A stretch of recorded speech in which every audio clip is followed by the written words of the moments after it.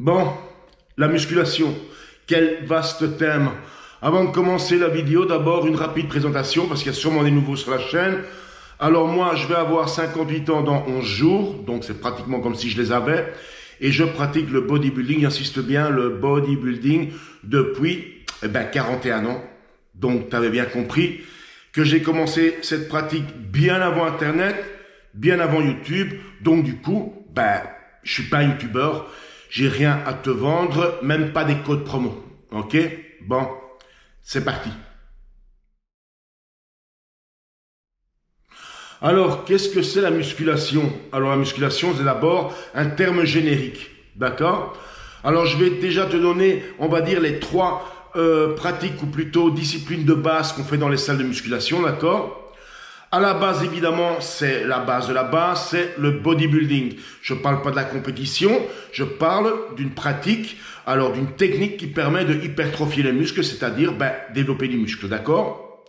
Puis il y a des gens qui viennent aussi en salle pour se remettre un petit peu en forme par le biais de résistance. Résistance, ça veut dire des poids, des poulies, des machines et tout ça, d'accord? Ça s'appelle le fitness, ok? Et puis tu as aussi des gens qui font un autre sport à côté, qui font éventuellement de la compétition, et on le sait depuis des années que pour être plus performant dans son sport, une pratique qui passe par la résistance va améliorer tes performances. Ça s'appelle le power training. Sa définition précise, c'est la musculation spécifique à un sport. Et puis de nos jours aussi, on commence à peu avoir ce qu'on appelle du fonctionnel, de la mobilité, mais ça, c'est une autre histoire, et elle ne m'intéresse pas. Le choix de la salle, tu ne sais même pas à quel point c'est important. Parce que c'est là, écoute bien, que tout va commencer ou tu vas lâcher l'affaire. D'accord? Si tu es débutant et en plus tu as 17 ans, je comprends bien, tu es chez tes parents, tu n'as pas beaucoup d'argent et tout ça. Des fois, tu as des petits problèmes de logistique et il est plus facile d'aller à une salle près de la maison, comme par exemple une salle commerciale comme les Basic Fit. Ok? Il faut savoir une chose, c'est que avant de considérer t'inscrire dans un Basic Fit, regarde bien au départ si dans ton quartier, il n'y a pas des salles old school où justement tu trouveras des gars comme moi avec une ambiance de famille et des gars que tu ne trouveras jamais dans un Basic Fit. Je te donne un exemple concret. Tu fais un mouvement qui n'est pas bon, qui n'est pas bien exécuté, un gars comme moi dans ce genre de salle viendra te dire non, ça se passe comme ça et comme ça. Or, dans un Basic Fit, le seul moyen d'avoir un conseil, ça commence par sortir ta carte bleue pour des coachs dont tu ne sais même pas s'ils sont compétents ou pas. Moi, mon avis, c'est que si tu es un bon coach, que tu sais de quoi tu parles et tu es compétent, je ne vois pas pourquoi tu travailles dans un Basic Fit. Tu vois ce que je veux dire? Le programme d'entraînement, le fameux programme d'entraînement. Alors, c'est important parce que c'est quelque chose que je vois tous les jours, c'est de t'entraîner avec un programme adapté à ton niveau. Si tu es débutant, forcément par définition, il te faudra un programme de débutant.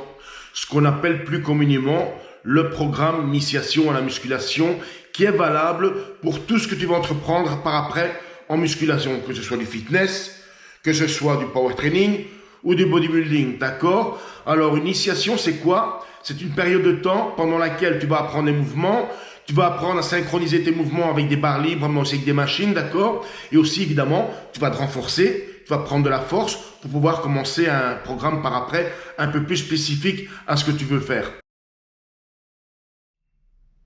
Alors, tu vas te demander, oui, combien de fois je dois aller m'entraîner en salle?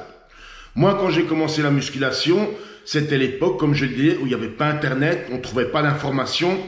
Tu apprenais beaucoup plus par toi-même que des informations que tu recevais des autres, d'accord? Donc moi, en fait, entre guillemets, j'ai fait l'erreur, mais c'est pas réellement une erreur, mais bon, je suis allé m'entraîner 6 fois par semaine, du lundi au samedi, et le dimanche, j'allais à la piscine parce que la salle était fermée, d'accord? Mais dans la musculation, surtout si tu veux développer de la masse musculaire, il y a 3 paramètres de base. Écoute bien, entraînement, repos, nutrition. Maintenant, on va rester sur les 2 premiers. Entraînement et le repos. Souvent, quand on est débutant, on a tendance à croire que plus c'est mieux. Tu vois, dans certains cas, oui, mais ça va devenir un petit peu compliqué à t'expliquer pour te faire comprendre ça, surtout si tu es débutant. On va dire que tu devrais avoir à peu près un bon 50-50 entre le repos et la salle. Bien évidemment, je parle quand tu as des entraînements efficaces. Pas quand tu vas glander à la salle et faire des selfies et puis rentrer à la maison et dire que tu as fait 2 heures de salle alors qu'en réalité, si on compte les temps passés à t'entraîner, il y a peut-être 17 minutes de temps effectif de travail dont la qualité, tu vois ce que je veux dire. Donc dans ces cas-là, l'idéal pourrait être, c'est un exemple, d'y aller 1 jour sur 2. Et idéalement, un programme de base, donc de initiation à la musculation, serait un full body où tu vas travailler tous tes groupes musculaires à raison d'un seul exercice, de préférence un exercice de base, et tu vas faire 3 séries de 10 répétitions maximum. Certains vont te dire que non, que si, que ça. Non, ça c'est le programme de base pour commencer la musculation. Parce qu'il faut bien comprendre une chose, c'est qu'un débutant, bien dans son entraînement, il n'utilise pas les mêmes ressources qu'un gars comme moi par exemple, qui par exemple en squat peut faire plusieurs séries à 180 kg. C'est-à-dire que j'ai déjà dépassé largement mon propre poids corps. Donc, oui, un débutant peut faire un full body et arriver en fin de séance un petit peu fatigué, mais pas exténué. Parce que pour lui, faire 3 séries de 10, par exemple, de développer couché à la machine avec 20 kg, ce qui est assez courant, ben c'est pas la même chose de faire comme moi des séries à 120 kg. Tu comprends? Donc, du coup, ben évite d'aller dans une salle, de regarder les costauds, voir ce qu'ils font, ou ceux qui te paraissent à toi costauds, voir ce qu'ils font et essayer de les imiter, parce qu'ils sont par rapport à toi en avance, tu vois. Je fais souvent cette analogie que, imagine un gamin de 5 ans qui va à l'école primaire pour la première fois, il ne sait pas lire, il ne sait pas écrire, mais lui, il veut être médecin, donc lui, il se dit, ben, qu'est-ce que je fous là? Il faut que j'aille à l'université, tu vois. Le problème, c'est qu'il ne sait pas lire les bouquins de médecine, tu vois. En musculation, c'est exactement la même chose. Tu vas arriver en salle d'une vie entre guillemets sédentaire et là tu vas te mettre à faire des tas de mouvements que tu n'as jamais fait. Ben, tes muscles ne vont pas savoir les lire et tu vas plus te faire du mal qu'autre chose. Alors le travail de la masse musculaire, c'est une question de technique. D'accord? Il est très important de savoir que ce sport, le travail de la masse musculaire, c'est quelque chose qui fonctionne de long terme. Si toi, tu veux absolument les résultats rapidement, faut arrêter cette vidéo maintenant, c'est pas pour toi. D'accord? On te dira dans beaucoup de vidéos qu'au début, tu progresserais rapidement. C'est vrai, mais attention, c'est relatif. Ça veut pas dire qu'en l'espace de 3-4 mois, tu vas ressembler à un bodybuilder. Ça veut dire que au niveau des charges, comme tu t'adaptes très très vite, ça va monter très très vite. Et puis, ça va commencer à stabiliser. Et ça, c'est important de le dire parce que la majorité de ces baltringues de youtubeurs fitness te diront « Oui, il faut charger toutes les semaines, progresser, progresser. » Ça n'existe pas. La progression de force, elle n'est pas linéaire. Parce que alors, à quel point je serais déjà moi après 41 ans? Je serais supposé faire un développé couché à 42 tonnes? Non. Au début, c'est ton corps qui s'adapte, tu prends la force et à un moment, ça se stagne. Et puis, tu vas faire ce qu'on appelle des plateaux. Tu vois? Donc, non, ça ne marche pas comme ça, que tu te mets en tête que chaque semaine, il faut que tu mettes plus. Et si tu te rends compte toi-même que tu ne peux pas mettre plus, tu vas te dire, j'ai loupé quelque chose. Non, non, c'est tout à fait normal. Tu vas progresser très vite dans les charges au niveau de la force, et puis ça stagne. Et puis, c'est au fur et à mesure que tu vas monter dans les répétitions sur un poids X, que tu vas pouvoir augmenter tes charges au fur et à mesure, mais ça prend du temps. Les gros poids, l'utilisation des gros poids, c'est assez relatif. Hein. Qu'est-ce qui est lourd pour toi, qu'est-ce qui est lourd pour moi? C'est pas la même chose, tu vois. Alors, une notion très importante, c'est qu'en bodybuilding, la notion de poids, elle ne s'exprime pas en kilogrammes, mais en nombre de répétitions. D'accord? Il y a plusieurs catégories de poids en bodybuilding. Alors, on commence par les super lourds, c'est une répétition, c'est la fameuse répétition maximum, d'accord? Puis il y a le lourd, c'est entre 3 répétitions et 5 répétitions, d'accord? Puis tu as le moyen, ça commence vers les 8, 9, 10, 11, 12 répétitions. Puis tu as les poids légers, quand tu vas vers 15 reps, et tu as super léger, ben, quand tu passes de 25 reps jusqu'à l'infini. C'est comme moi par exemple, pour les élévations latérales, vous le voyez dans les derniers lives que je fais, eh bien je fais des séries unilatérales à 50 répétitions. Mais au début, dans ta musculation, tu vas rester dans une gamme de 10, 12 répétitions. Là, tu es dans le bon pour bien commencer. La nutrition, troisième paramètre important de la musculation. Il est bien évident que si tu commences à t'entraîner et tu le fais bien, forcément, tu vas avoir besoin de protéines supplémentaires pour pouvoir justement régénérer et récupérer. Alors maintenant, ça va être très important ce que je vais te dire. Si tu as déjà 3 repas normaux par jour, tout ce que tu as besoin, c'est éventuellement par question de facilité et surtout, il faut bien le dire à notre époque où les gens n'ont plus beaucoup d'argent, si tu ne peux pas te payer 10 kilos de viande par jour, quand je dis 10 kilos, c'est de façon caricaturale, mais c'est vrai que si tu ne peux pas te payer des tonnes de nourriture, il y a une solution, tu t'achètes une boîte de protéines. Seulement cette boîte de protéines, je vais te dire quelque chose de fondamental et d'important, ce n'est pas un substitut de nourriture solide, c'est un supplément, d'accord? Donc elle n'est pas là pour substituer ton repas du midi, elle est là pour te compléter ton repas en protéines, d'accord? Et ça peut être une solution, surtout si tu n'as pas beaucoup d'argent, mais aussi si tu n'as pas envie de passer tes journées dans ta cuisine, tu vois? Il y a des gens qui travaillent, hein. Alors par rapport à cette nutrition, tu vois, mais aussi, comme je disais tout à l'heure, ce que tu as l'habitude de voir sur Internet, d'accord? Si tu veux prendre la masse musculaire, encore une fois, je ne parle pas d'être un Mister Olympia, je parle d'arriver en salle avec un physique, on va dire, de base, et toi, tu voudrais commencer à prendre du volume musculaire, quel que soit le niveau où tu veux arriver. De toute façon, c'est la même technique de travail, ok? Ce n'est pas possible de le faire en restant sec, parce que pour être sec, il faut être en déficit calorique. Ça veut dire quoi? Que tu dois ingérer moins de calories que celles que tu utilises durant la journée. Or, de cette façon, physiologiquement parlant, c'est impossible de prendre la masse musculaire. Je vais te donner un exemple concret. Les bodybuilders sous stéroïdes, en plus sous stéroïdes, quand ils commencent une période de compétition et qu'ils commencent à faire des diètes, toi, tu as l'habitude de les voir costauds massifs et tout à coup, le jour de la compétition, ils sont tout fins et athlétiques par rapport à cette énorme masse qu'ils avaient hors compétition. La raison est très simple.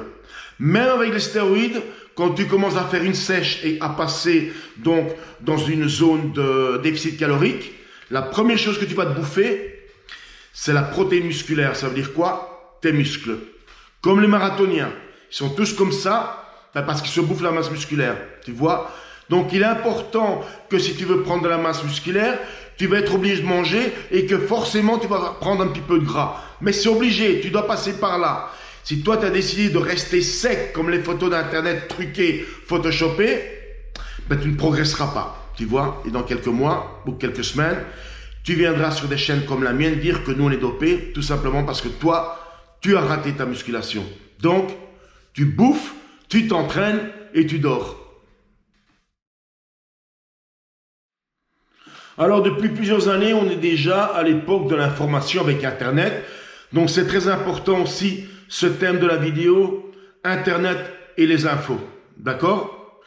Déjà, moi, de base, sur Internet, étant donné que n'importe qui peut poster du contenu, je fais confiance à personne. Je ne crois pas ce que je vois et encore moins ce qu'on me dit. D'accord? Donc, si tu vois tous ces gars avec des photos bien musclées et tout ça, déjà, tu dois savoir que la grande majorité de tout ce matériel photo, c'est retouché. Quand tu vois des gars secs sur les photos, oui, ils étaient secs le jour de la photo. Je te le répète, ils étaient secs le jour de la photo où ils se sont mis en forme pour cette session de photo. Le reste de l'année, ils sont pas comme ça. D'accord? Donc, encore une fois, fais bien attention à ce que tu regardes sur Internet et ne crois pas ce que tu vois, ne crois pas ce qu'on te dit. En tant que débutant, quand tu vas regarder Internet, les vidéos et tout le matériel donc en relatif à la musculation, malheureusement, tu auras toujours tendance à mieux écouter ce qui flatte tes oreilles, tu vois. Style de vidéo, comment j'ai attrapé des gros bas en 30 jours, comment attraper des gros pectoraux en 1 mois, comment j'ai pris 20 kilos de masse musculaire en 6 mois. Tout ça, c'est des attrape-nigo et ça n'existe pas, tu vois. Si tu veux attraper de la masse musculaire, si tu veux avoir des gros bras, va falloir travailler très dur et ça ne se passe pas en 1 mois comme ils prétendent le dire, tu vois. Alors maintenant, pour terminer, le chapitre des stéroïdes anabolisantes, les fameux produits. Bien obligé d'en parler parce qu'à notre époque, vous en êtes exposé tous les jours sur Internet partout. D'accord? Il y aura toujours des tentations. Ils ont beau faire des vidéos soi-disant pour la prévention, vous savez très bien que de la mauvaise pub, ben c'est aussi de la pub, tu vois. Et obligé de vous en parler aussi, parce que déjà de base, il y a très longtemps, dans les débuts de YouTube, eh ben, il y a certains petits malins français, hein, tu vois, des influenceurs dans le fitness, qui vous ont dit des choses sur l'entraînement et comment acquérir un physique comme le leur. Mais, vous le savez maintenant, ils avaient omis de vous dire que, ben, ils prennent du sirop pour la gorge, tu vois. Et ils en prennent tous. Et ils en ont pris tous. Thibaut, Nassim, tous. Même Delavier. D'ailleurs, rappelez-vous l'anecdote qui est véritable. Quand j'étais chez lui à la maison de campagne, que j'ai ouvert ce fameux placard de la cuisine et j'y ai trouvé plus de cachets anabolisants comme il y a un bol que dans le supermarché des M&M's. Véridique. Et bien entendu, obligé de vous en parler parce qu'il y a cette tendance de nos jours, carrément des adolescents qui en prennent. Ok? Bon, c'est parti rapidement. Déjà, les influenceurs fitness français. Ben, c'était obligé pour leur business à eux, pour continuer à vous vendre, de dire, ben, lui, il est dopé et moi pas, c'est pour ça que j'ai ce physique-là. Mais la vérité, c'est que les anabolisants, contrairement à ce qu'ils vous ont dit, ce n'est pas automatique. Je te le redis, ce n'est pas automatique. Et encore moins, si tu n'as pas d'expérience, si tu n'as pas une certaine maturité musculaire, ça va rien faire. Dans les salles, je le répète, il y a beaucoup de gens avec des physiques comme le tien, lambda, de débutants, et ils sont sur stéroïdes. J'en ai déjà montré 3 avec photo à l'appui sur ma chaîne.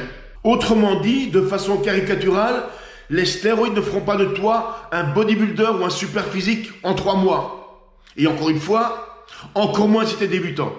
Un bon exemple du concret.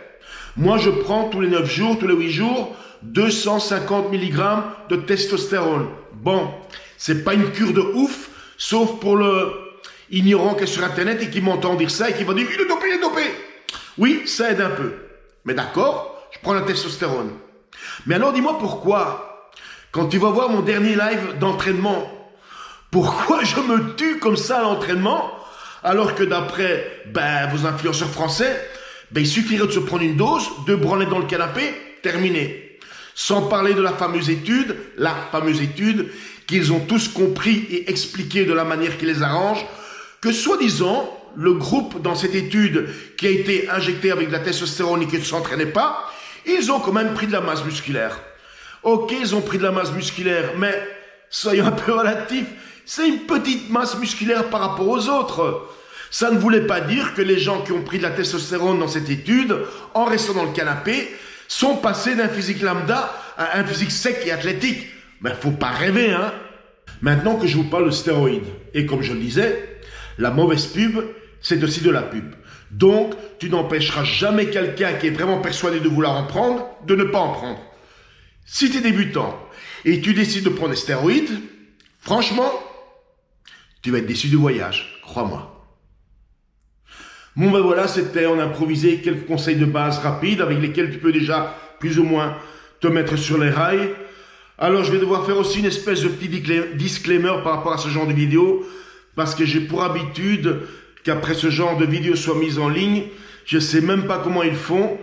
Ils me retrouvent jusqu'à sur Facebook et là on m'envoie sur Messenger des pavés comme ça où ils m'expliquent leur entraînement, ils demandent des conseils et tout ça. Moi, je veux bien, les mecs, vous donner des conseils comme ça rapidement sur des vidéos quand j'ai le temps de les faire ou que j'ai envie de les faire. Mais il ne faut pas me prendre pour l'abbé Pierre de la musculation. Hein. Je ne suis pas là pour rendre service à tout le monde gratuitement. Hein. Surtout que vous, la majorité du temps, vous ne ferez rien gratuit pour personne. Et ça, c'est la réalité aussi. Moi, un pipote, à la prochaine. Attends, j'ai pas terminé. Un dernier petit conseil. Bon, quand tu vas en salle, t'entraîner. Forcément, tu utilises des haltères, tu charges des barres, tu utilises des disques, tu mets des disques sur les machines. Alors un truc très important, quand tu as fini, tu ranges, hein. Ouais, t'es pas chez ta mère, hein. Il n'y a pas Conchita qui passe derrière toi pour nettoyer, hein. Tu vois ce que je veux dire?